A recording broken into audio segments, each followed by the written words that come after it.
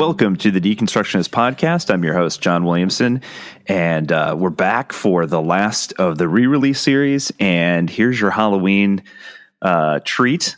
This is one that we put out many years ago, and I remember Adam and I did this one, and it's like, this one's a tough one because, you know, this is kind of one of our more controversial episodes probably that we did just because of, you know, where people stand on kind of the unseen world in regards to spirits and angels and devils and demons and things of that nature. So still not sure where I stand on that. But as Adam and I said when we finished recording it, there's something that's profoundly terrifying about someone who, you know, does believe in those things and wholeheartedly believes that these things are true and has experienced things that they feel are, you know, stem from some sort of demonic unseen realm. So it was pretty spooky, but interesting nonetheless. So take it as you will. It's at the very least a fun kind of topical Halloween themed episode. So this is one we did with Father Gary Thomas, who's an incredibly kind individual and was kind enough to be a guest on our show so many years ago. But he has a fascinating story. So he not only is a Catholic priest from out on the West Coast, but he is raised in San Francisco and was a longtime pastor in the diocese of San Jose. In 2005, though, he was selected by his bishop to attend a Vatican-sponsored course on exorcism. So he is one of the few Vatican-certified practicing exorcists. There's, I believe, one also in the Indianapolis area, probably a little closer to us, but Father Thomas, his story is that much more interesting because there's a movie based on a book based on his life. And so the book is called The Rite, The Making of a Modern Exorcist, came out in 2009.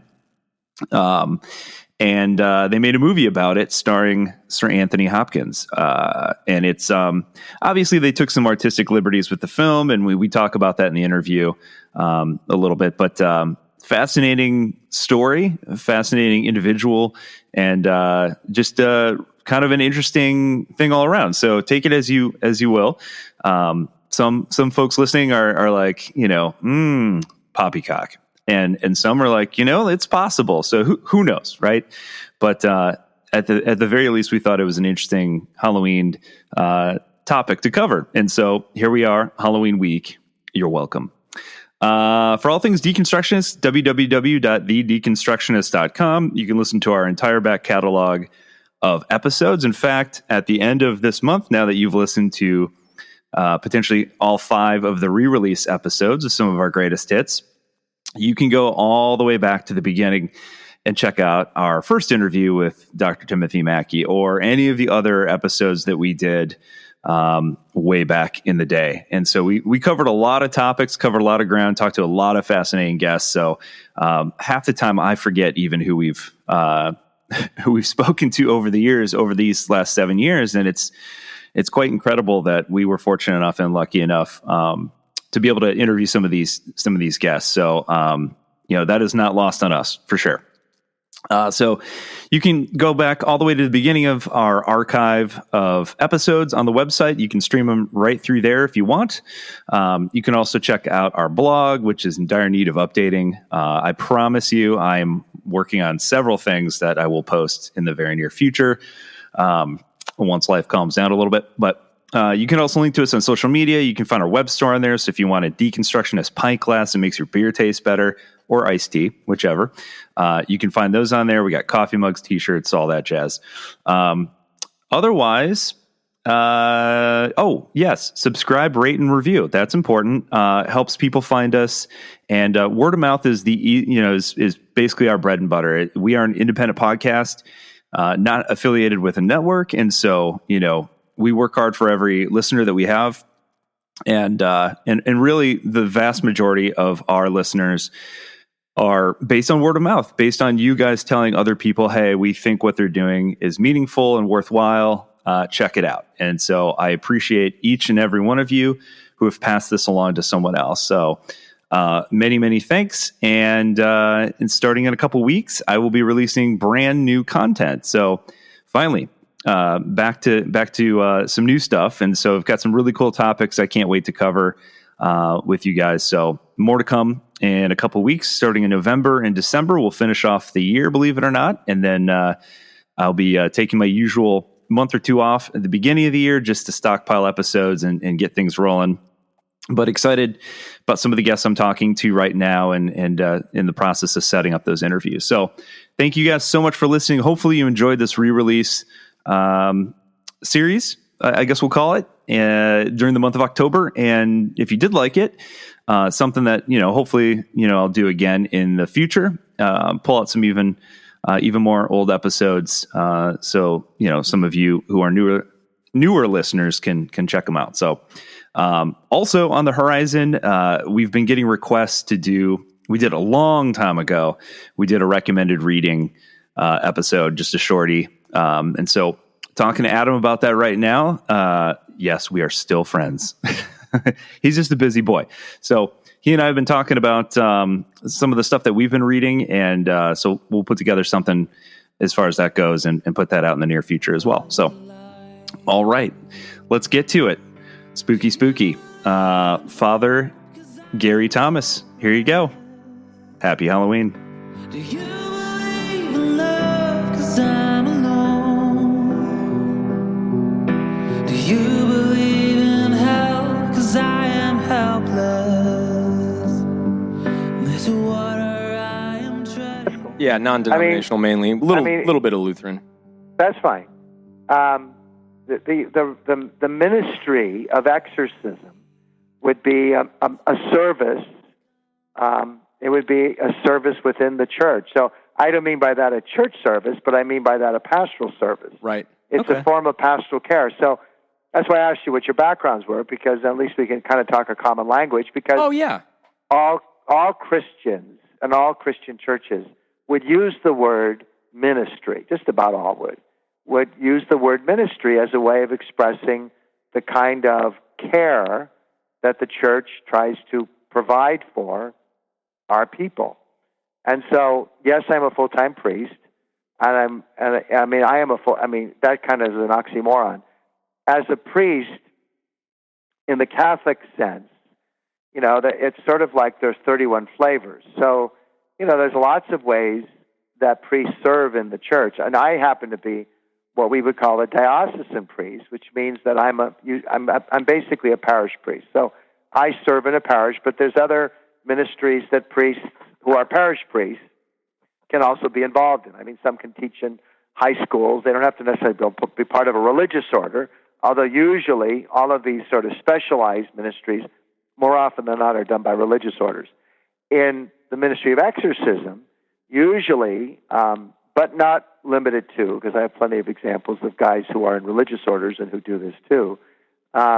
It's usually a priest. It's always a priest selected by the bishop, whether he be attached to a religious order or he's a priest of a local diocese, who serves at the pleasure of the bishop and either can be designated on a case-by-case basis or can be what's called mandated.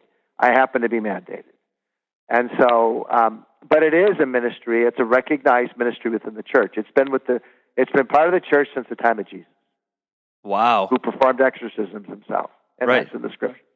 So we kind of just jumped in, but for those of our listeners who aren't familiar, we are speaking with Father Gary Thomas. You were located in California, and so how many? Because my understanding was, as of 2011, there were only around 14 exorcists, sanctioned by the Catholic Church. Is that still a relatively low number, or has it increased since then?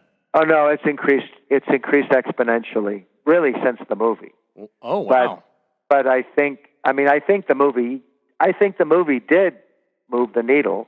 But I also think more and more bishops are facing more and more people who are calling for either an investigation into their personal struggles, in which they would require an exorcist, or that they think they require an exorcist, because there's a discernment process that's always a part of, this. So when I get a call and someone says to me, which is often the case, I need an exorcism. I don't do them on request.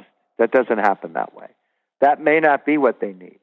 There's a whole discernment process, and it's fairly involved. I mean, I don't even meet any longer.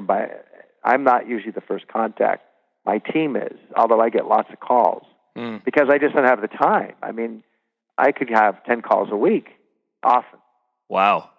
And the team, I have a team of 7 people who are my prayer team, and they take the calls and they do basically the kind of the vetting in terms of, how do we approach this person? Now, because of the movie and the book, I get emails from all over the world and phone calls from all over the world too. And so what we try and do is direct people back to their local bishop, regardless of whatever part of the United States they live in. I usually don't take calls from outside the United States. I get them, but I mean, the cost of returning some of these phone calls is enormous because I have, and then we end up getting, paying a tremendous amount of money for a phone call that might last 5 minutes, and it's, you're to Bangladesh or somewhere. So emails I'll respond to. Absolutely. I respond to all the emails. Father Thomas, just for the record, which movie and book were you talking about, just so our listeners know? Sure. I'm sorry. The book is entitled The Rite, R-I-T-E. It was published in 2009. The author is Matt Ballio, who then later wrote the book Argo that went with the movie Argo. Oh. But his first book was The Rite. And I met Matt when I took the course on exorcism at the Regina Apostolorum Seminary in Rome when I was on my sabbatical back in 2005, 2006. And he was taking the course. He's married. He has a little boy. Well, actually, his son is no longer a little boy. He's probably a teenager now. He met his wife in Rome. He grew up in California, went to University of California, Santa Barbara, grew up in San Diego. And I met him at the course, and we became friendly acquaintances initially, and then eventually, when it was very, very clear I really needed to find a mentor or a teacher under whom to train while this course was going on and beyond, that Matt asked, because he was a freelance journalist by profession, if he could write a book about my experiences. And I said in a very kind of casual way, sure, go ahead. I had no idea the book would become, a very well-known book, and that Warner Brothers would then buy the rights to the book and make a movie out of it with the same title. And the star in the movie is Anthony Hopkins. And I worked on the movie for a week with Anthony Hopkins back in 2010. Then the movie was released in 2011. I saw that movie in the theater with my brother-in-law. Yep. Oh, and that movie's about me.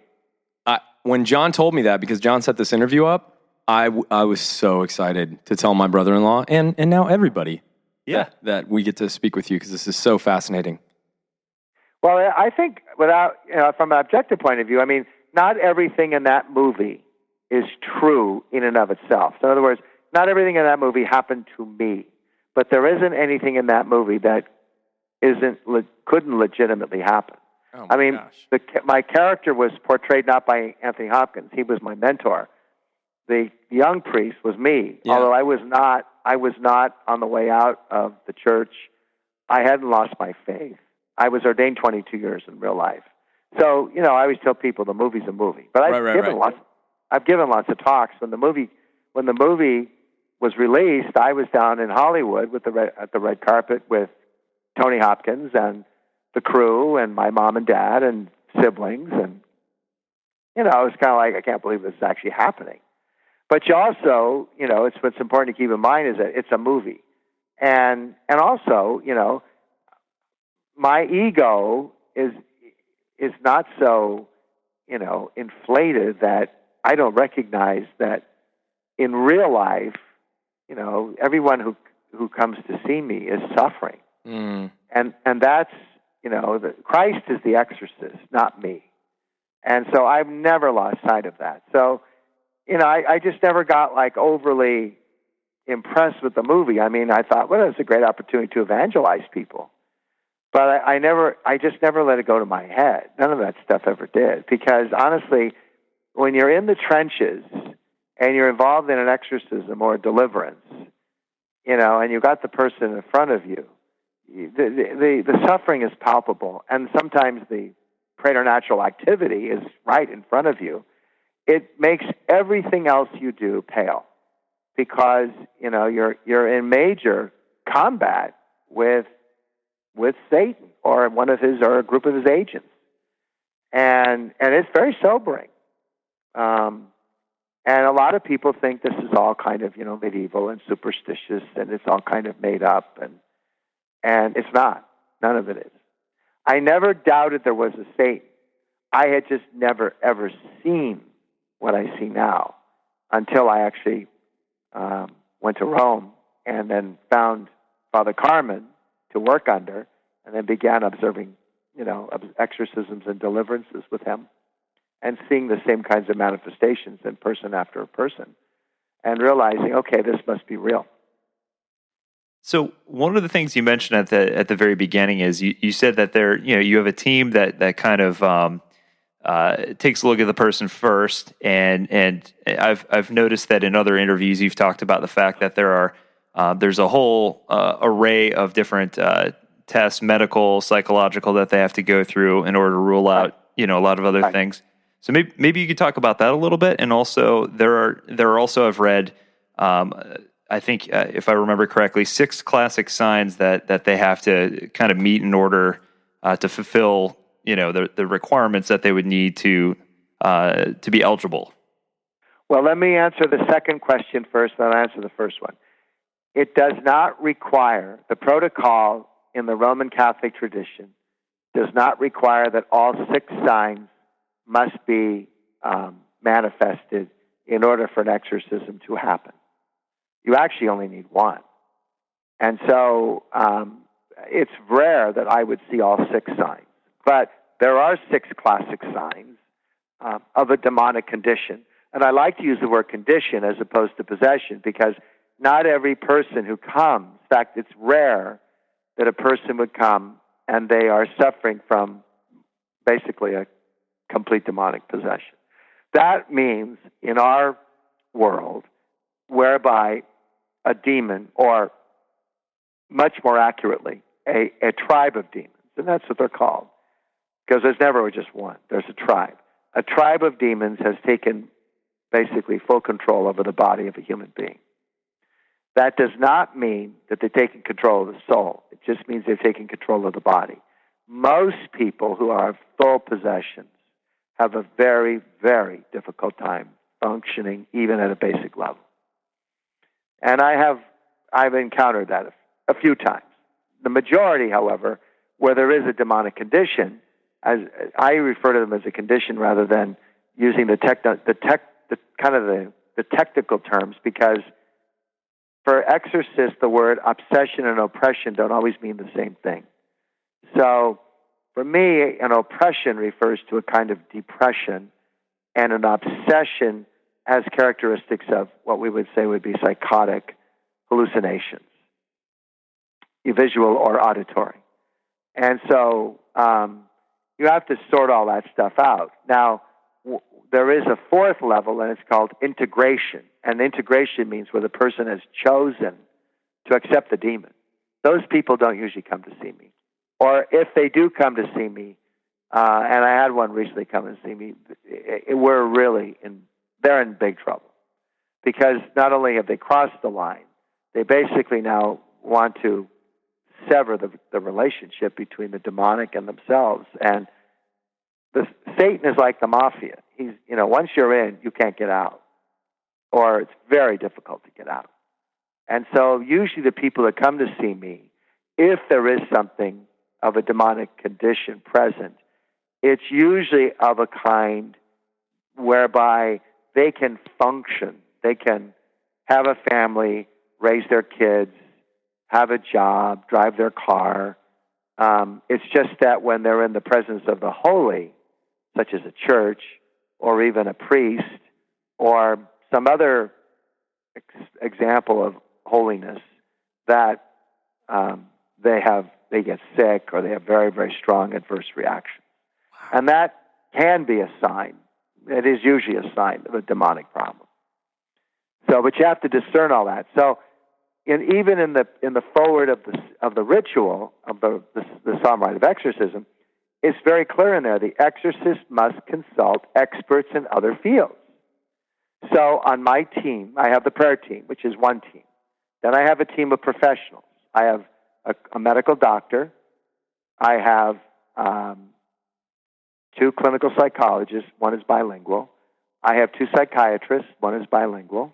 Actually, they're both. No, they're actually both bilingual. And then there are times when I've got to go find somebody who knows something about certain kind of drugs, like a toxicologist, or sometimes if people have been abused, they can easily become dissociative, which means they have multiple personalities. You have to know who to go talk to about those things, because sometimes it can happen whereby a person may have what we call the dissociative disorder, where they may have alter personalities. And an alter personality is not a demon or a spirit. An alter personality is basically a shattered portion of the person's whole person that is trying to cope with the trauma of sexual abuse most of the time. Wow. So you've got to be able to sort all those things out. So that's why I have somebody who specializes in dissociative disorders. And you got to know, you basically need to know a little about a lot. It's very entrepreneurial. I mean, it really, truly is. You have to know a little about a lot. Wow. But that's, again, I'm not a therapist. So I need to go, okay, who do I know, or who might know someone who can put me in touch with somebody who deals with multiple personality disorders and help me figure out, am I dealing with a multiple or am I dealing with a demon? So almost everybody on the team are all practicing Catholics. I mean, I prefer that because most therapists do not believe in anything spiritual. That is not to be judgmental of them. It's just a state of fact. Most therapists are atheists or agnostics. And so I have to have people who have a faith optic, because at least it has to be allowed that it be an option to consider in the discernment process of what is the root cause of the person's particular suffering as we understand it. Does that make sense? Yeah, it makes a lot of sense. I think one of the things that we'd love to hear your perspective on is just, what is a demon? I mean, what do you guys, like, what's the, could you just explain a little bit, like when we talk about demonic sure. oppression or tribes of demons Sure. A demon is an angel that has chosen to follow the path that is in rebellion against God. So when the rebellion in heaven, according to the 12th chapter of the book of Revelation, when the rebellion in heaven took place, a third of the angels, allegedly, according to Scripture, joined Lucifer, the angel of light, in opposition to God over envy and jealousy of the human race. And that's what this is all about. And so demons do not lose their office, nor do they lose their nature. Their nature is spirit. Their office is angelic. In the same way, our nature as human beings is corporeal. Our office is human, but our nature is corporeal. In other words, we have bodies and spirits. We call our spirit our soul. As opposed to the angelic, they're pure spirits. So the angelic realm, or the angelic nature, is of a higher nature than the human nature. So angels have no bodies. They can travel faster than we can. They are far more intelligent and powerful than we are. And their sense of free will is far keener than ours is. That's why in the Scriptures, the demons can't be saved, because they knew in a very, very deeper, clearer, beyond a shadow of a doubt way that God is God, and that the Trinity predates creation. It's just that when God chose to become incarnate there was always three persons in the Trinity. The Trinity was not an evolution. The Trinity is static in the fact of its structure. The Trinity, however, continues to evolve because God continues to evolve. God is constant, but God is also evolving at the same time because of time and space. So God's love for us is unchangeable because God is the source of all creation. But God also evolves in that we learn more about God as we ourselves grow in our maturity of faith. And so therefore, when God, Jesus, when he comes, it's in response to humanity's fall from grace. It wasn't that God, the Father, sends the Son who's not already in, how do I say this in a better way? It's not like the incarnation is an evolution. It's that the second person of the Trinity always was. God's decision to become incarnate happens as a result of the fall from grace. But it isn't like God the Creator dredged up the second person and then the Father and the Son together formed the Holy Spirit. It was already in place.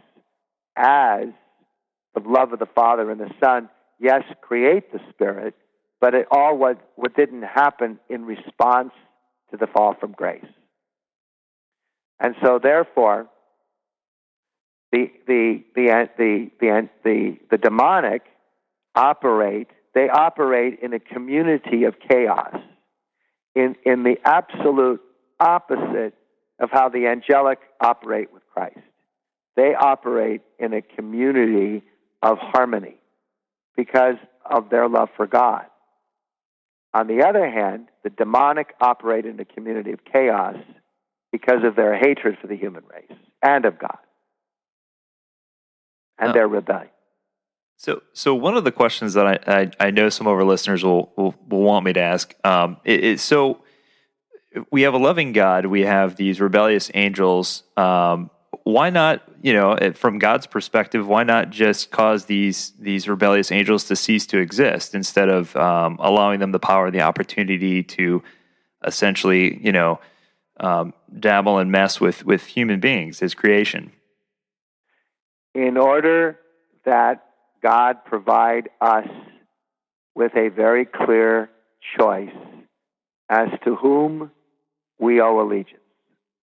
Do we choose to give allegiance to God, or do we choose to give allegiance to the evil one? And so God gives Satan boundaries, and he allows Satan to operate within those boundaries throughout the course of time.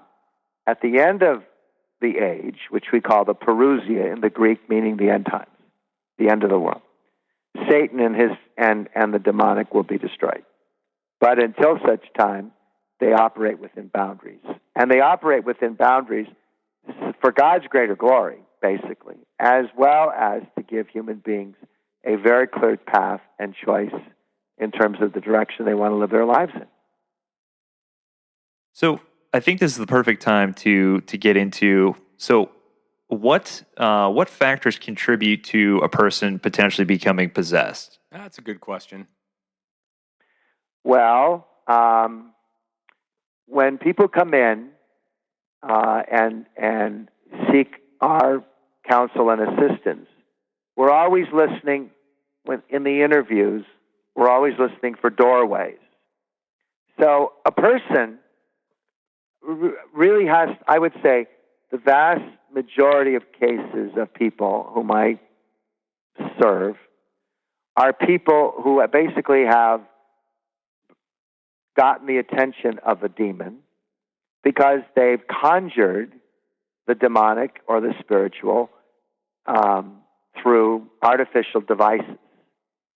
And so, the occult is all about power and knowledge. We live in a time now when classic religion not just Christianity, but I think classic religion in general is on a great big steep decline. And a lot of it is, and certainly Christianity specifically, is because of the fact that people want what they want it now. You know, the economy of prayer is too much effort and time and trouble. They want what they want now. The occult gives people what they want now, but you pay a big price for it. You pay a big price for it because once you start dabbling in, you know, witchcraft, magic, sorcery, crystals, Ouija boards, tarot card readings, seeking psychics, you are opening doors to the spirit world, and it's the side of the spirit world that is not necessarily godly.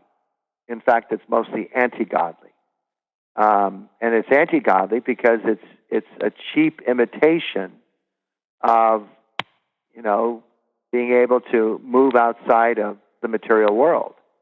And so when we meet with people, we ask them those kinds of questions. I mean, we ask them questions about their upbringing too. You know, what was it like growing up in your home? Tell me about your relationship with your father or your mother. Any history of addictions, drugs, alcohol, pornography. Pornography is a doorway. Drugs can be a doorway. If they've had any history with the occult, we need to know about those things. And very often there is. There has been prior activity and maybe activity that is even going on up to the time they come to see us. So I would say the majority of people, they've basically waved the flag saying, I'm interested. And the interest really comes in the implication of, you know, using conjuring devices or other means, rituals and other means to tap into that part of the spirit world. Now, there are times when people can have a spell put on them without their knowledge or without their will involved. And very often, if a person has not been living, you know, a life of godliness, sometimes those spells can actually take hold. The effects of them can take hold. Or if a child in the womb is exposed to the occult, usually by the mother of the child in the womb, who either seeks a tie with a witch doctor, or they themselves are involved in the practice of the occult or Satanism. Fetuses are very vulnerable to the demonic, and fetuses can be they can suffer from a demonic condition very, very early before they're born even. And that has sometimes been the case. And you have to ask all those questions when you sit with someone. And then if you see signs in the course of prayer, which you pray with people, they call them deliverance prayer, which is in a sense also part of the diagnostic, then you know that there is something of a preternatural presence that's there. So we kind of alluded to this earlier, but there are six signs that you look for, right? And so what, if you could go over some, the signs that you're kind of looking for when you're Sure. Yeah. An aversion to the sacred. In other words, a question that would come up would be, let's just say they're Catholic. Most people who come to me are Catholic, but Satan does not limit himself to Catholics. But most people who come are. So if a person has been involved in, say, the practice of witchcraft for 5 years and has been involved in, performing spells or gotten people to perform spells on others, usually it's either for one of two reasons. It's either for retaliation or manipulation. And then they themselves begin to show symptoms of illness when they go to Mass, or when it comes time to receive the Eucharist. There is a very strong, pungent odor emitted from the consecrated host, or during the reception of the Eucharist when you swallow the true body and blood of our Lord Jesus, there's great pain in the swallowing down through one's esophagus. Or you go to Mass, you go to a church, even a Christian church, not necessarily even a Catholic church, and you become ill because you walk in and you feel this sense of fear for no apparent reason. That's one sign. Another sign would be during deliverance prayer, the demon exhibits incredible and inordinate amounts of physical strength that the person doesn't normally possess. That's another one. Another one would be where they begin speaking in a language they don't have any competency in. That usually occurs during deliverance prayer or rite of exorcism. Another would be a knowledge. The demon is able to articulate knowledge of hidden things that the person himself would not know about, either me or the team or something else. Another sign would be foaming at the mouth, where there would be the expulsion of large ball-like globs of sputum that the person would cough up during prayer. It isn't like shaving cream foam, but it is very distinct in its expulsion, not only because of its color, but also because of the length of time that the person might endure in coughing up all of this mucus. But it's a sign of casting. It's actually a good thing. And then the last sign would be epileptic-like seizures that take place during prayer or during the presence of being in the presence of the holy, where a person's face will distort, their limbs will be out of control. They might fall on the floor and begin to manipulate their tongue like something you'd see in a snake, on Animal Planet. So those are the 6 signs. Just garden variety stuff, Yeesh. Man. So I would love, and I think our listeners would definitely be intrigued. Obviously, some things about your ministry have been recorded in book form and even in film form. But just for us here, if you can, would you be willing to maybe talk about a case that you remember that expanded your whole awareness of what was going on? So you walk in believing one thing, and after the case is over, you go, "Oh man, it's more, it's bigger. This shocked me. This surprised me." You remember anything like that you'd care to share with us? As you were, and I've been asked that question lots of times.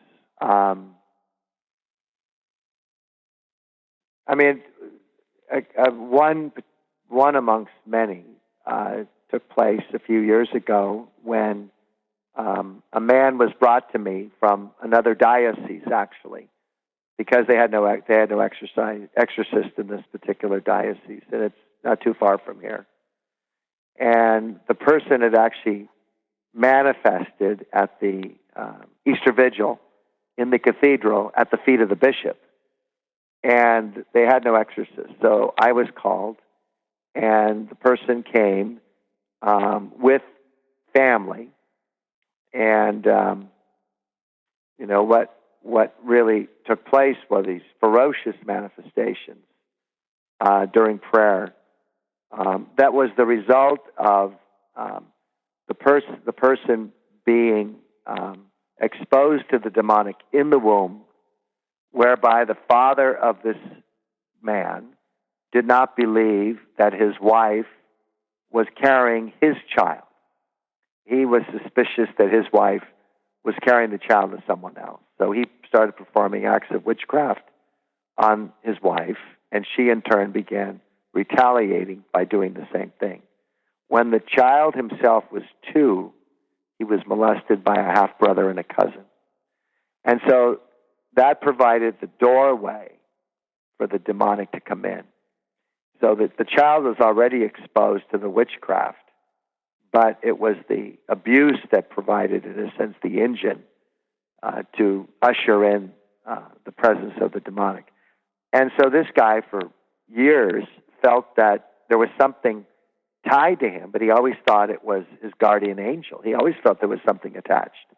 But it wasn't until he was 35 that the demonic was threatened enough sufficiently in the cathedral and exposed, basically manifested.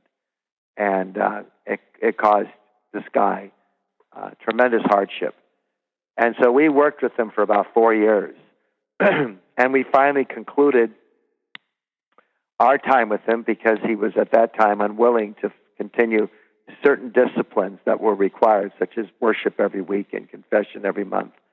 Later, he sought out the help of an exorcist who was then appointed at this same diocese. And that exorcist, who's a personal friend of mine, was actually able to finally and fully deliver him from the clutches of Satan. Wow. So I wonder if you could, just for a moment, because you use the term manifested several times. What exactly does that mean in the context of the situation? A manifestation would be the display of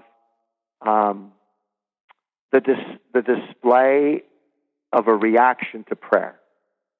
That would be considered abnormal. So during prayer, where the person begins to roll their eyes, or begins to foam at the mouth, or begins to curse and swear in a language they have no competency in, that's what I mean by manifestation. It's a physical reaction to the power of prayer. That is, in a sense, a perversion of how prayer should. It's a perversion of the effect that prayer should have on a person. So, if a person is not afflicted, then the effect that the prayer is going to have is going to be one that may be uplifting, challenging, affirming, and illuminating. In the case when you're praying with someone who has a demonic condition, it is illuminating, but it's illuminating not in a way that would seem to affirm the power of the faith of the person, but it would affirm that there is a separate, intelligent, spiritual being that has been threatened sufficiently to be able no longer to hide. And so therefore, and that's what a manifestation is. It's a perversion of the effect of what prayer normally should have. And so when you see the eyes rolling, or you see the person hearing the person speak in a language they've never spoken, or many of these other kinds of behaviors, the falling off the chair, the manipulation of the tongue, a spirit, basically a completely separate, intelligent being speaking through the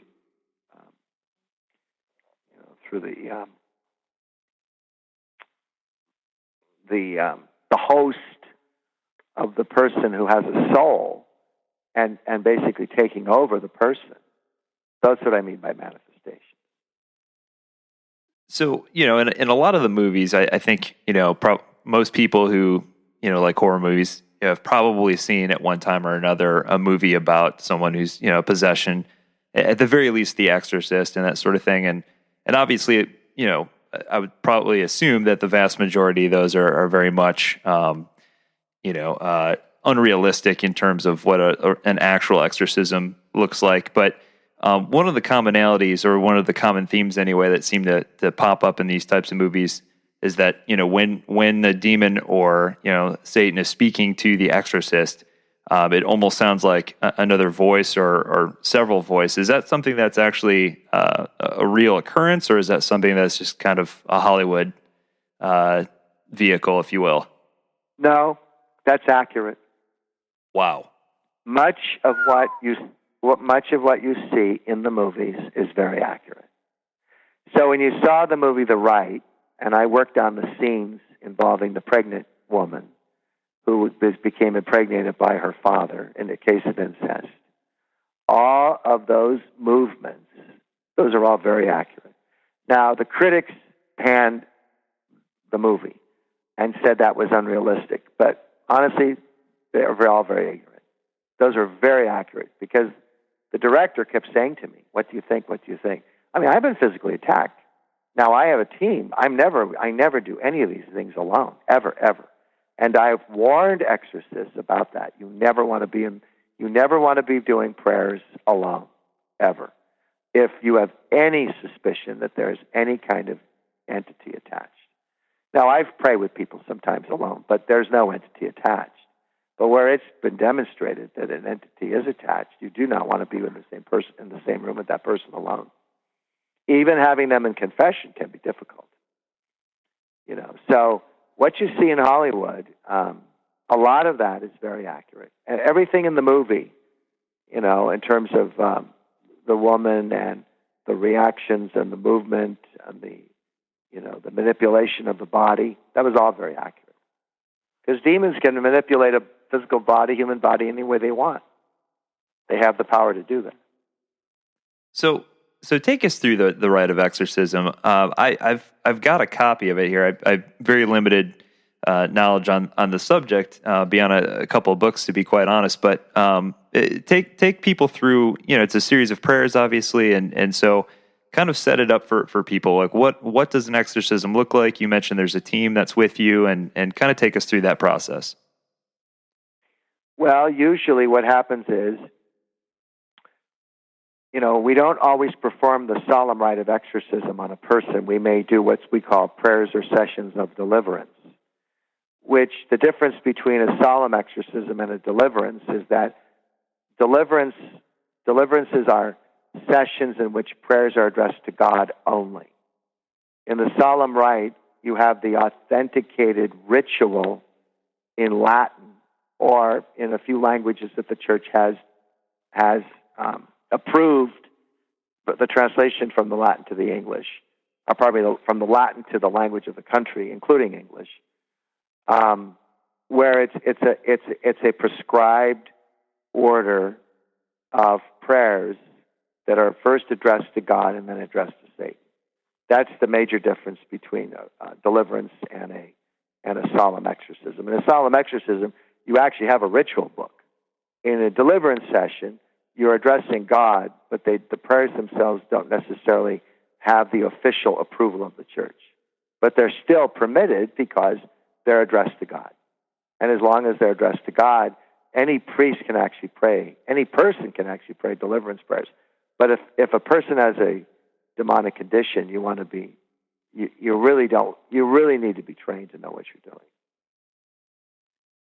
So, one of the books I remember reading years ago, you may be familiar with it, was by a famous psychiatrist who's now since passed away, Dr. M. Scott Peck, who wrote a book called Glimpses of the Devil, and it was just basically a few case studies that through his career he felt, he's like it wasn't this, it wasn't this mental disorder, it wasn't this mental disorder. And so he exhausted this list and came to the conclusion that it could be nothing else but true possession. And so he, in the book, he talks about how he seeks the help of an exorcist and learning more about it. And one of the things that he mentions, and I just want to get your opinion on this, is that he felt as if the longer the person had been possessed, the more difficult it was to release them from that bond. Is that your experience as well? Yes, because the longer the demonic have an opportunity to tie themselves to the person, the more difficult it is to basically cast the demonic out, because the demonic have two roles. One is parasitic; they're living off our life forms, and they're living off our life forms because they're slowly dying, and they've been slowly dying since the great the great rebellion in heaven. And then the second goal that they have is basically to take as many of us to hell with them as possible, to take as many of the children of God away from God as possible, because they know they've already been defeated. They have no chance, and they know that. They've known that since the moment Jesus died on the cross and breathed his last breath. From that time on, where Christ's sacrifice, his mission was complete and successful when he died. When he sacrificed himself, that was the one true sacrifice that established a new covenant between the world and the Father by Jesus, and that is what signals Satan's complete defeat, because Jesus, as God and human, is able to offer the one perfect sacrifice. So, up until that time, all the covenants in the Old Testament, they all had been broken over and over and over again, and so that's why God sends the Son, and Jesus becomes incarnate in order to be born, to live, to suffer, to die, and to rise. But it is not at the resurrection; it's at the crucifixion when Satan is defeated. The resurrection is the Father's stamp on the legitimacy of Jesus Christ as the Son of God.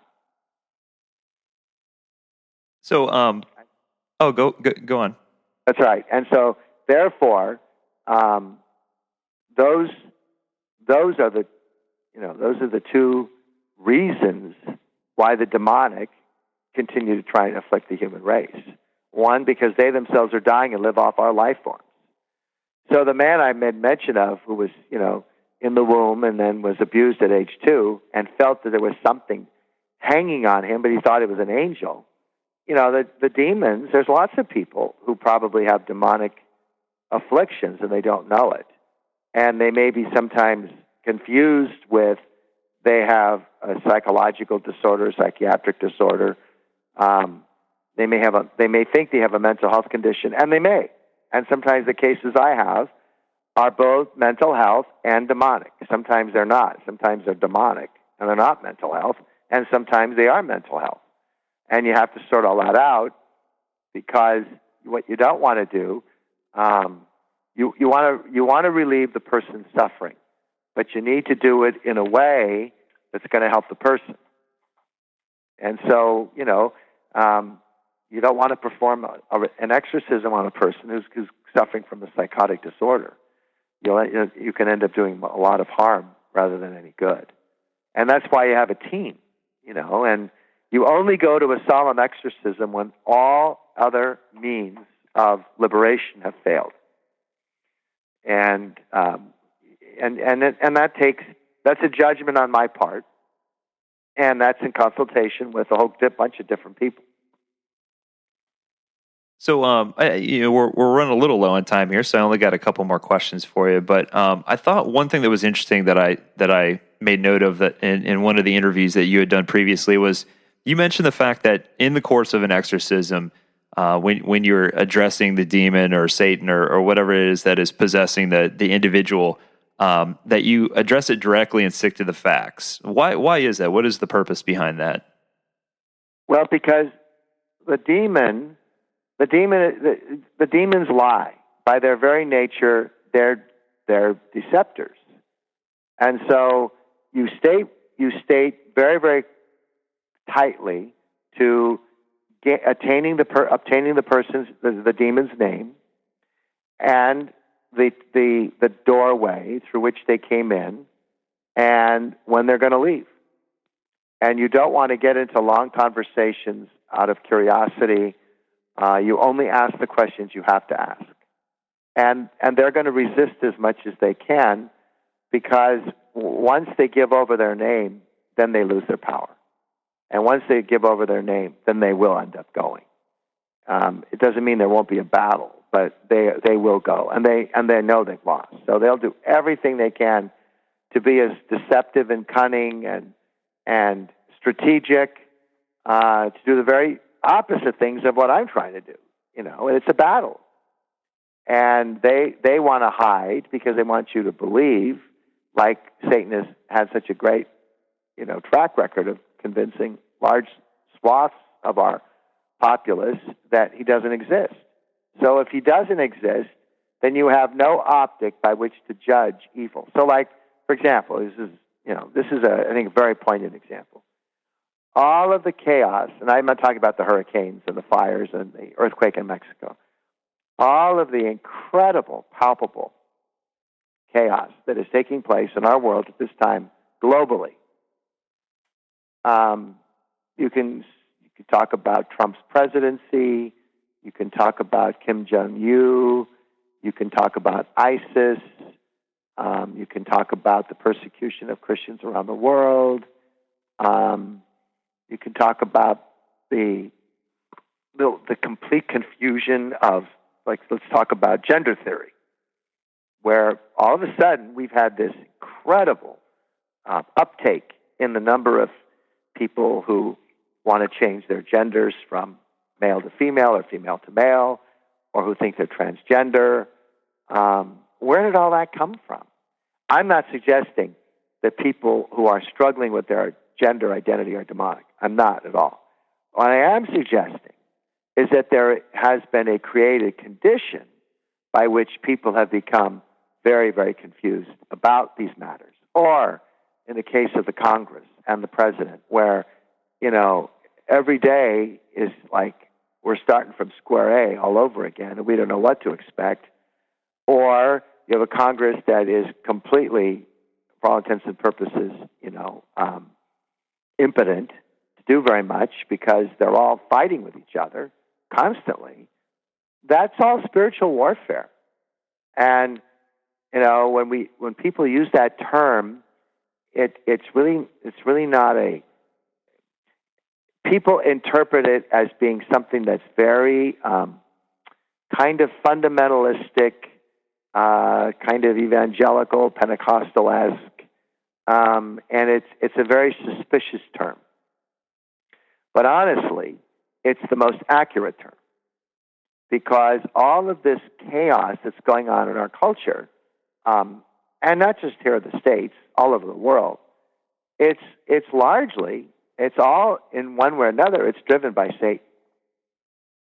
Some of it may be at very low levels in terms of how families get along or don't get along, although I've had families come talk to me about stuff where it's like, there's definitely something here. It's because it's so, you can tell the difference between, conflict that's within the realm of the normal and conflict that's outside the realm of the normal, because what's outside the realm of the normal seems to make absolutely no sense whatsoever. Yeah. So, for example, 9/11, which today's the anniversary, the 16th anniversary. I wasn't the exorcist in those days, but I preached in my parish the weekend after 9/11 on the diabolical event that we called the Twin Towers. That just didn't happen. That was not just premeditated.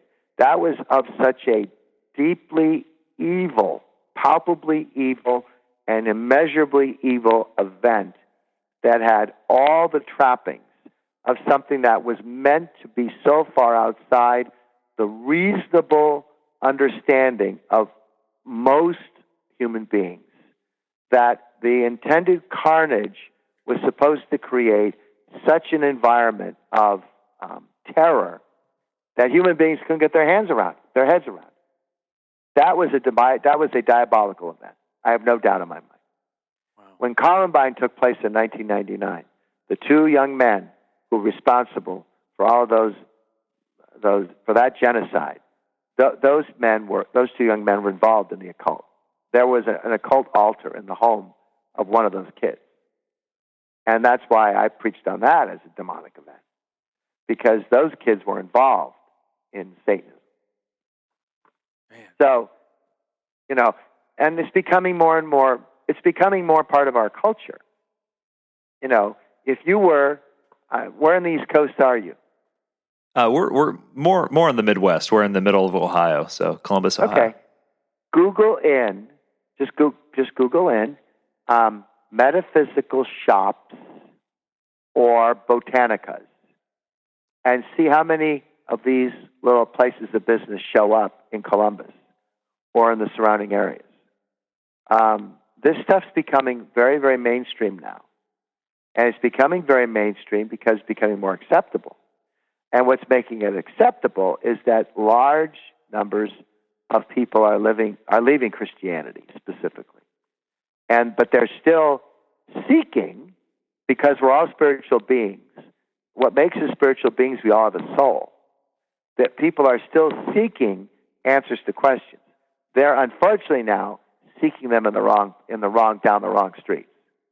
And the streets and the avenues they're seeking them down is toward paganism and sorcery and magic. And that's why we have more and more people who are in big, big trouble. This is very true in Hollywood. In Hollywood, there are certain entertainers, actresses, who've been very open about their relationship with the spirit world. Beyonce being one, Jim Carrey, who's a poor example of a comedian, being another. But there are many. I don't know enough about Scientology to be able to make an intelligent judgment about Scientology, but Scientology is a very secret religion. Why is that? Why is it so secretive? And there's really no God. It's really more of a cult than it is a religion, because there is no God in their system. It's L. Ron Hubbard. So you have a lot of in Eastern spirituality. For example, in Buddhism, they have demons. In Hinduism, they have demons. And Hinduism is all it's polytheism. They have a multitude of gods in Hinduism. In Buddhism is godless, period. There is no God. We become the God.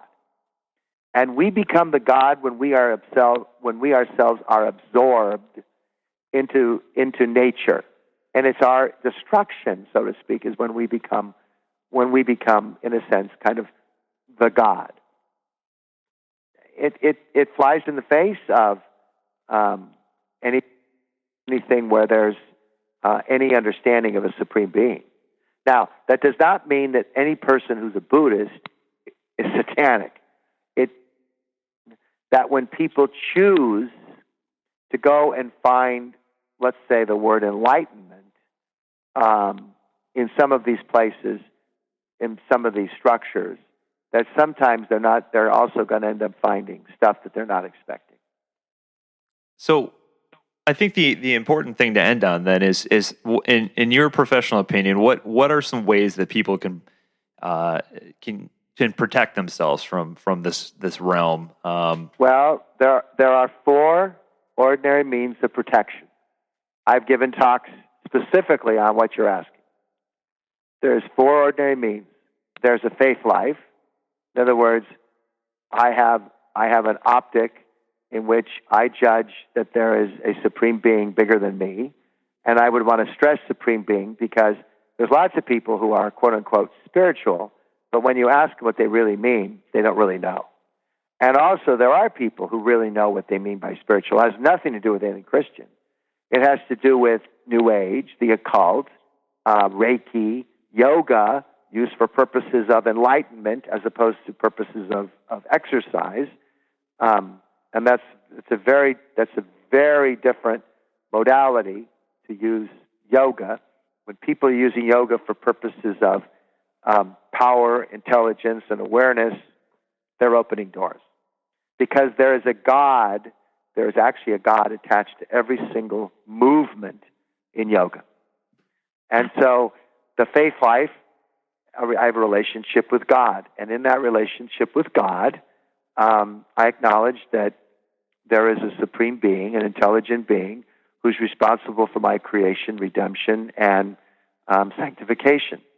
Then I have a prayer life. That means that I spend time in a relationship with God.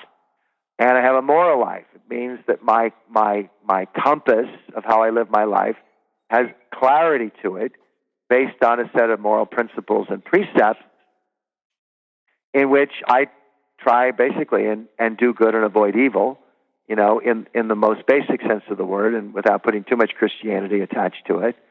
In a Christian optic, it would be, how do I live the 2 great commandments and follow the Ten Commandments.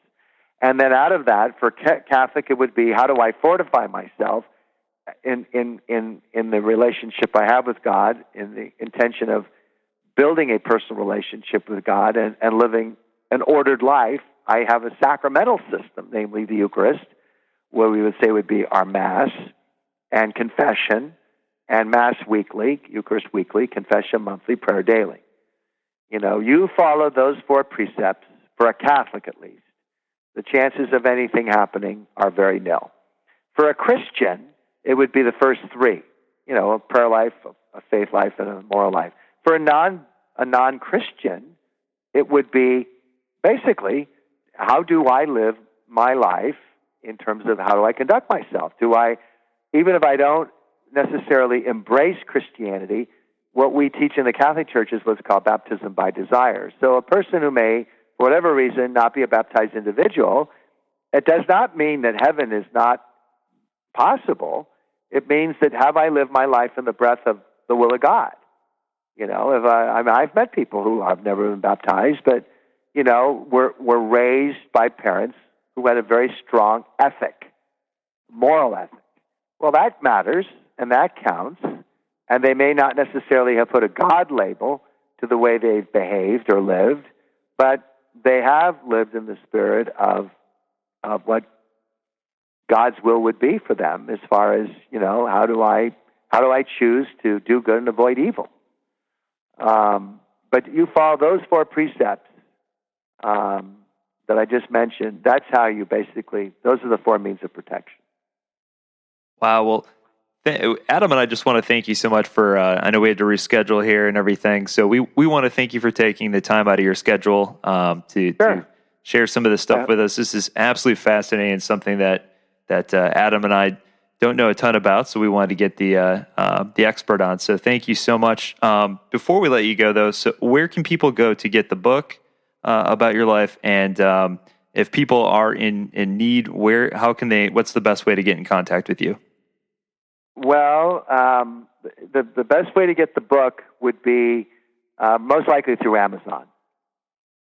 I'm not sure if I'm sure there must be still copies of the book in soft that are in a soft soft copy. You probably could get it through Amazon without any problem whatsoever. I doubt very much if bookstores, although bookstores are becoming kind of rare now, I doubt very much if bookstores will still carry the book about me. They did for a number of years, but I think Amazon for sure would. So that would be the best place to get the book. The book's an easy read, and it's very, very well done. Matt Ballio researched that book very, very well. It's written in a kind of a novel-like form, but it's really written kind of as a textbook. So it has a lot of information in there, but it's a very, very good read, and it's very informative. And for a topic that can be very heavy, I think he was very successful at a good balance. As far as reaching me is concerned, in general, what we try and do is redirect people back to their own diocese, unless they're local. So best way would most likely be to Google my name in. Perfect. Well, thank you so much. We really appreciate your time, and we just appreciate the work that you're doing and educating us a little bit. And like I said, in an area that we don't just, especially as Protestants, don't know a ton about. So we really appreciate it. Well, you're most welcome, and I was very glad to do the interview with you, and I hope you found this informative, and I hope your listeners will as well. Thank you very much. Have a great night. Bye. God bless, and thank you again. Pews every single week,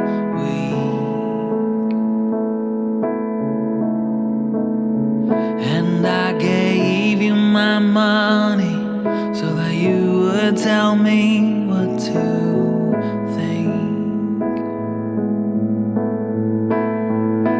And I learned from a book that you had taken the heart out of.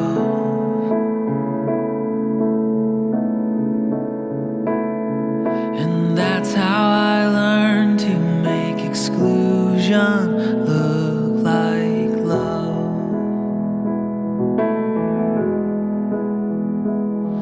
I won't do it anymore. It's taking me to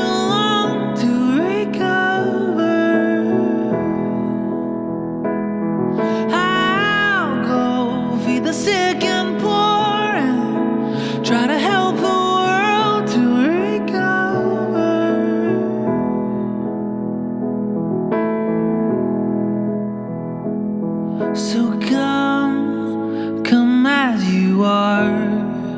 Take up your cross, use it to build a wall, and reach across the aisle and fire your guns so you can keep them. And love how you want if we approve, and you'll be undefiled. So come, accept our gift, salvation from sinners.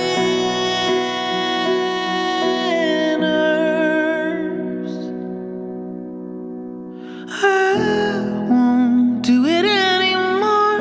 It's taken me too long to recover.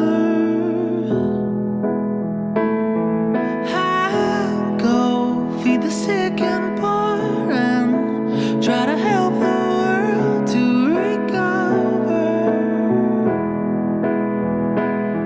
I won't do it anymore. It's taken me too long to recover.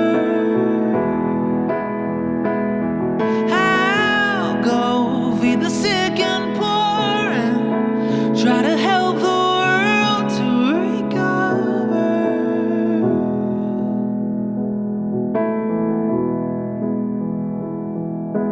Gonna take a while to wade through the fear and the hurt.